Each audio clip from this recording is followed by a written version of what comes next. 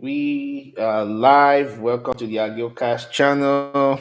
Professor Ruff is live, and I just want to do a short video on the popular question, the popular words that's on the internet. What do you bring to the table? This is a question that is mostly asked of women, what they bring to the table. And I've watched a lot of internet videos, YouTube videos, and debate over this question. But I would tell you as a man, oh, the the natural role of a man is to provide, protect, problem solve, and procreate. Four P's. Four P's of the male nature. Provide provision. You have foresight. You're going to provide. Make sure that you go out there and get your education, um, get your good job, your hustle. Not necessarily a good job, but something that you got a hustle so you can pay up your bills and take care of your family. A good job and a career comes later on after you figure out your skill sets. Uh, Problem solving, issues with the family, the child is sick, wife is sick, um, figuring out how to pay bills, the rent, car notes, um, family issues, social issues. The man has to be a leader. Okay, this is what is missing in the black family is strong leadership. Lack of strong leadership, lack of discipline and structure. You guys know that I always push discipline and structure. Then that's the problem solving part. That's the third P. The fourth P is procreation. We're here to procreate. We're not here to freaking live in mansions and drive expensive cars. That's just extra. So now that I've laid out the four P's, which is provision, man's ability or capacity to provide for himself and his family, possibly his community. Okay, protection, man's ability to protect. Protection is not always muscles. It could be protection with your mind. Um, the man's ability to protect his community, his family. Um, Protection is not always fending off. It could be preventing adversity. It could be staving up adversity, making sure that you have the resources to put protection in place. Just having insurance on your car or health insurance or dental insurance is protection. Okay, it's still provision and protection at the same time. Then the physical strength of a man is necessary. So is his brain power. Most of the strongest men in the world are not physical. They have the bigger, stronger brain power. They know how to use this. You know, they may not be able to fold their knuckles and bust somebody up in the face, but they know how to use resources to protect themselves. Okay. The other one is problem solving. Again, I talked about problem solving. We all have issues. There's going to be issues in relationship, issues in marriages, issues in the family unit, issues at work. Is how do you um, um, as a man control what you can control and not react to impulses and have dominion over your emotions. That's the problem solving part. It's how do you control what you can control, okay, and have dominion over your emotions so that you're not reacting to impulses and making emotional decisions. That's the problem solving part. Then procreation, God told Adam and Eve, you guys disobeyed me, you are banished from Eden, go create your own Eden. Man, you will walk and suffer to make a comfortable life. That was the cause he gave man. And man has been doing that since.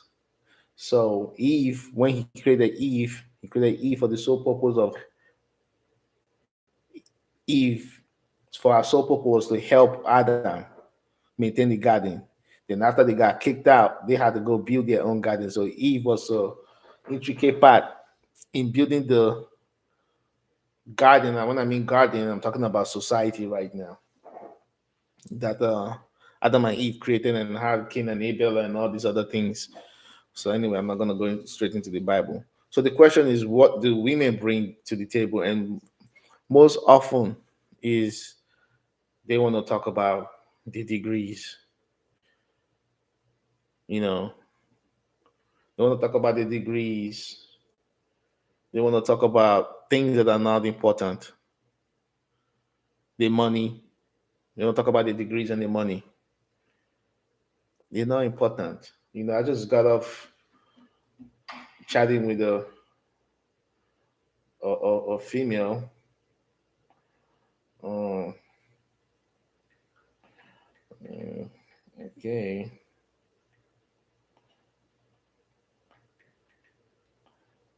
Um, the first thing that she threw in my face was her degree and her job. She's first of all, she said she's into sales and marketing, and I asked her, "What do you sell?" And she said she laughed out loud. I sell dreams. I knew she didn't want to talk about it. And the first thing I asked, we went into some good conversation. We had a good conversation, but most of the things she was saying is delusional, and I don't want to read it because I don't want to feel like I'm bashing women all the time because it always come off like that. I've had two conversations with women, and women that I've never met. I've never met these women, and it's just delusional as hell. Right now, she is divorced.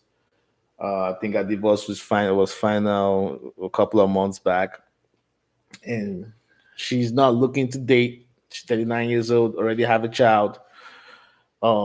Baby's father, ex-husband, lives in the same city, and they live in separate houses. It's 80-20 co-parenting, and she's basically telling me she has a mindset trying to become a multi-millionaire because she wants to go and learn coding to become a software engineer. Um, Good luck.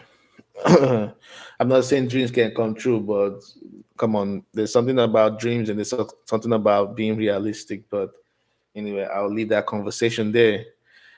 But she already threw a degree and a job. I didn't ask how much she got paid. I didn't get into that. And she had asked me a couple of questions, and I tried to keep it humble. She threw a degree in my face. She got a master's. Okay, I have to. I have numerous certifications, numerous. But hey, but I know what I bring to the table. I know I can provide. I'm talking about me and men that are like me. I know I can provide. I know I can protect. I can fight, boy, and I can shoot. Trained killer, courtesy of the United States Navy. All right, I know how to use firearms very well. Okay, I problem solve. You know, and I already have 4 children. Maybe I'll have more kids. But yeah. So I'm solid where I'm at. But if I'm gonna talk to a female, I'm not gonna ask them. To me, I don't think guys should be going around. And I'll say that's what they're doing, but that's the conversation that is happening on the internet. But I don't think men should just in their co- in the process of calling a woman or in their conversation ask her also, okay, tell me about you and what do you do, blah blah blah. What do you bring to the table? I don't think men should directly ask that question. It is a valid question. What do women actually bring to the table?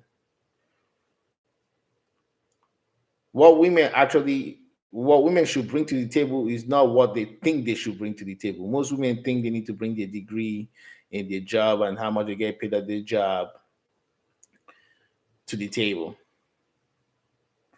But sometimes, especially in the black culture with 80%, having children out of wedlock, they bring in other children to the table. You're only bringing things to the table without even know you're bringing things to the table. And if men ask women a direct question, what you bring to the table is like, oh, I'm a loving person. I will bring you peace. How am I supposed to know you're supposed to bring me peace? How am I supposed to know you're a loving person or the kind of love that you provide is what I want? That's not what you bring to the table. What women bring to the table, and I always post it on my Instagram, I post women that dance in dresses and smile. I do that for a reason. If you go to my Instagram stories, I always post women that are in dresses, they smiling, they flirty, femininity. You bring femininity, you bring cooperation, your ability to cooperate. You're smiling all the time. What you bring to the table is not money, it's not materialistic things, it's simple things. Men, we are the simplest creatures. We're not complicated, man. Sometimes people that are complicated don't understand simple things.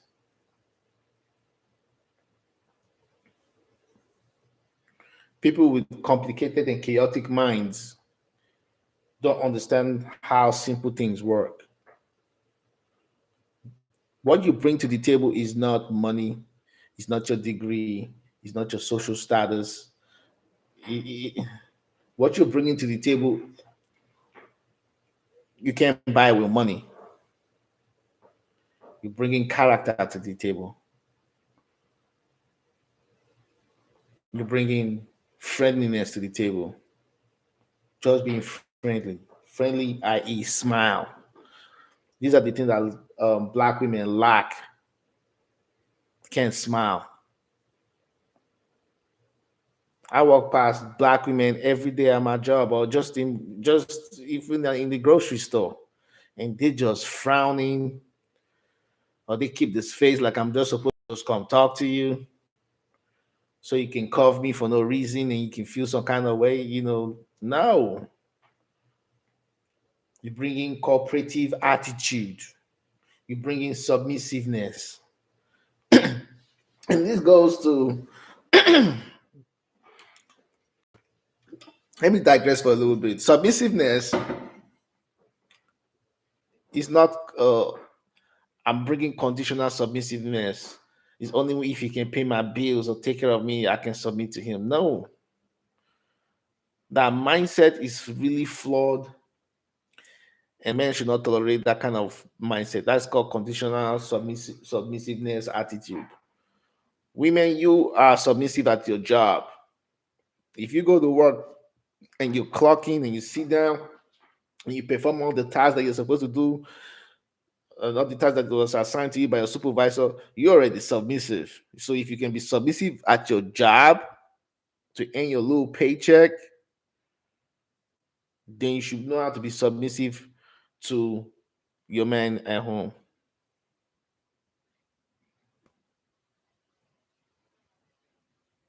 Submissiveness is not being weak. There's power in submissiveness. Women don't understand that. There is power in being submissive. Submissive, it doesn't mean the other person is just subjecting you to being a slave. That's the mentality modern women and the modern feminist women walk around like zombies. Being submissive is actually a positive trait. You can leverage your submissive attitude to your advantage.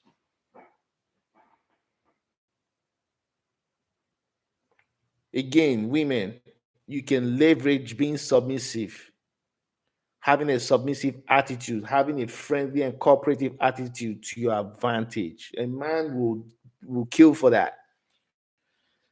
Huh?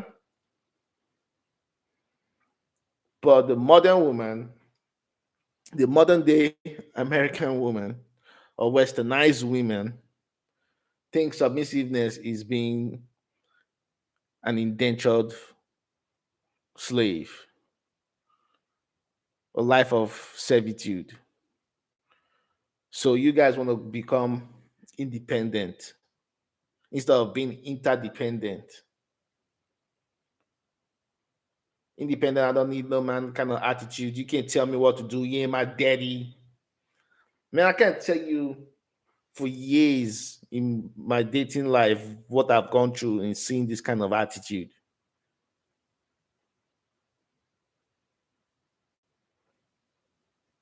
Even when I was married.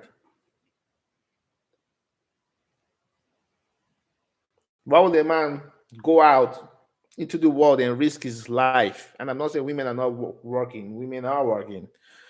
But if a man is going out into the world and he's coming back with provision, protection, and his problem solving and carrying the family on his back, because pressure is meant for shoulder, pressure is not meant for hips. Women, you guys take your pressure on your hips, and that's why you break down and you can't stand stress. Pressure is meant for shoulders, men, shoulders. Okay. So being submissive and having a submissive attitude can be leveraged. It is power. But you guys are blind. The modern woman or the modern women, feminists, whatever you want to call them, independent woman, I don't need no man, don't even see that. Only traditional women see it. Only traditional women understand what I'm talking about. Even as the man is the head of the household, as a submissive wife, your influence is far greater than you think you know. Your influence on your husband, who is the head of your household, if he's the head of your household, is far greater. Because if he's making decisions, he's factoring you into that decision. And that was one of the problems I was having with my some of my previous exes. Like anytime I'm making plans, I'm always factoring them, but I'm making plans for us and when I'm discussing it with them. But in the meantime, they're making plans for them. So by the time I know it, I'm just like, damn, I was making plans for us, and you over here making plans for you.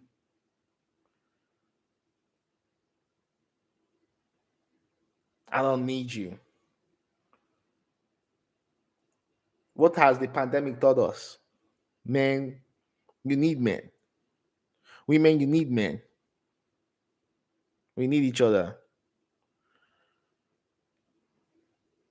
There's some form of importance. There's a reason why God created Eve. Even though God could have just left Adam to just maintain the garden, and we won't have most of the problems we have right now. And I'm going on a rant. I'm going off script. So should men, let me go back to what I was trying to say in this video. So should men actually ask these questions? No, I don't believe men should just, whether it's in dates, men should just go out and ask a lady, so what do you bring to the table? No, you should observe. Is she friendly? I know the kind of girls that I date, and when they come to my house, I watch them. I watch what they do, how they speak, the way they walk.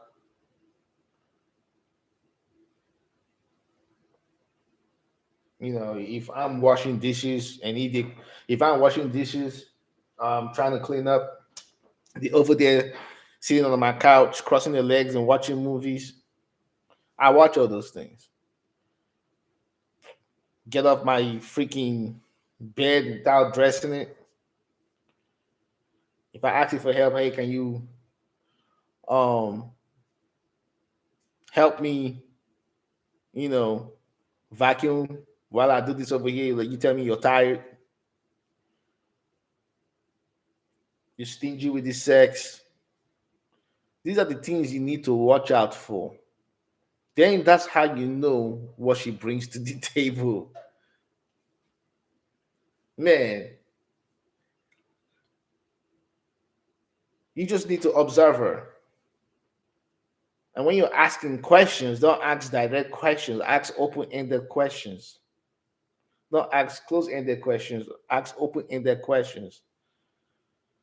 And don't even ask direct questions, ask indirect questions. Those indirect questions are usually parallel to the questions that you could have asked anyway and could have gotten you an answer. And that's how you find out what she brings to the table. Some women that I date, I already know, like, it's not going nowhere. They're gonna get tired of me. I'm probably not gonna call them again because of their attitude, or because they're lazy, or it's just a one-way relationship. You just take, take, take, take, take, take.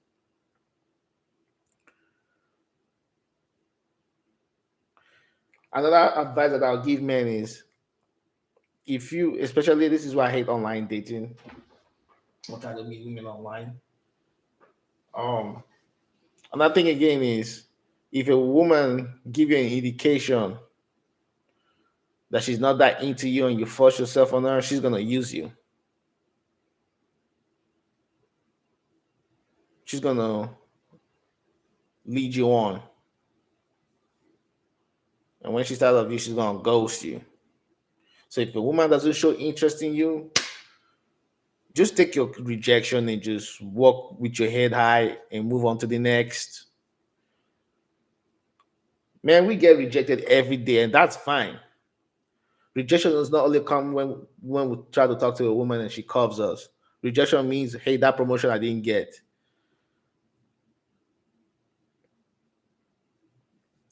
The car that I'm trying to buy, I didn't. Well, my credit. I need to work on my credit.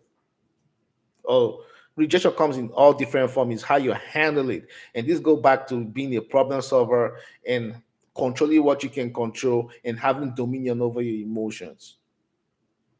Man, okay. So men should just not be talking to females or women. I'm like, oh, what do you bring to the table? And she's gonna tell you, I bring you peace, I bring me. Oh, I am the table. You know?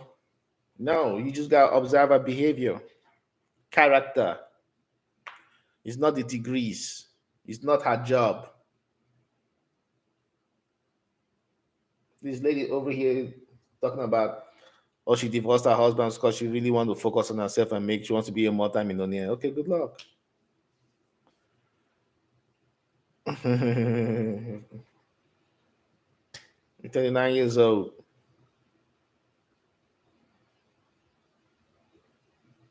Your dream is to be a multi-millionaire, and there's no road, there's no path for you to become a millionaire other than for you to just text it to me on a dating app. A multi-millionaire mindset. She said she has a multi-millionaire mindset and she's waiting for her time. A multi-millionaire mindset will not be on POF. I'm sorry. You're not gonna be on POF. And I just okay. It's too much delusion. What you bring to the table? She told me what she was gonna bring to the table if we ever got serious.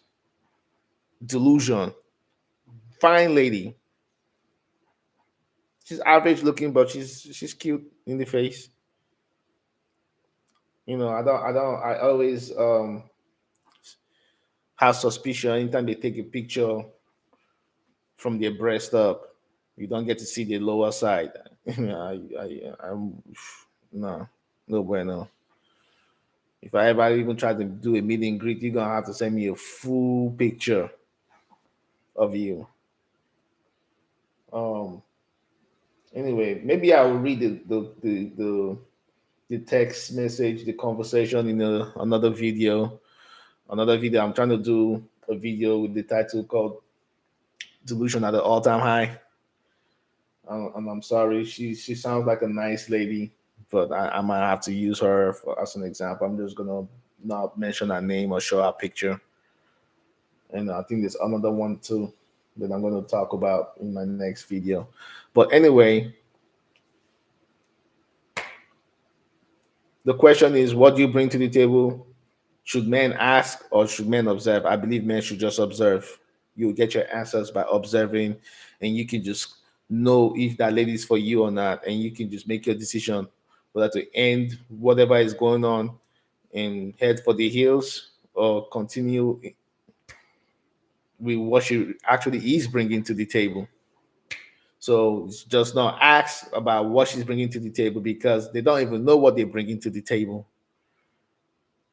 They're thinking they're bringing material things and money and degrees and status most times because that's what I hear on the internet, on YouTube. That's what I hear from these females. You know, they bring in other people's kids too.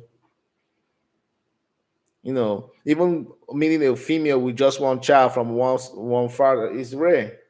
It's very very rare because now you've seen these females with multiple baby daddies, and I don't want to knock on baby mothers. I really don't want to knock on them. I'm not knocking on them, but in the dating, in the sexual dating marketplace,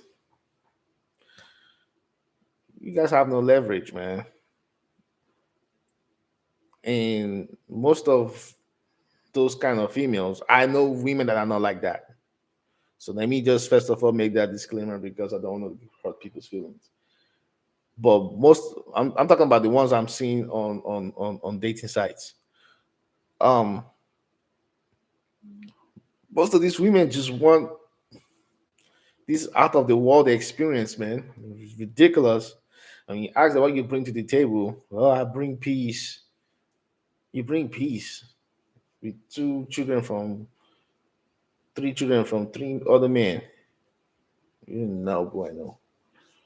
Anyway, I'm gonna end this video right here, and have a great night. Your cast is done for tonight, and Professor Ruff is out. End stream.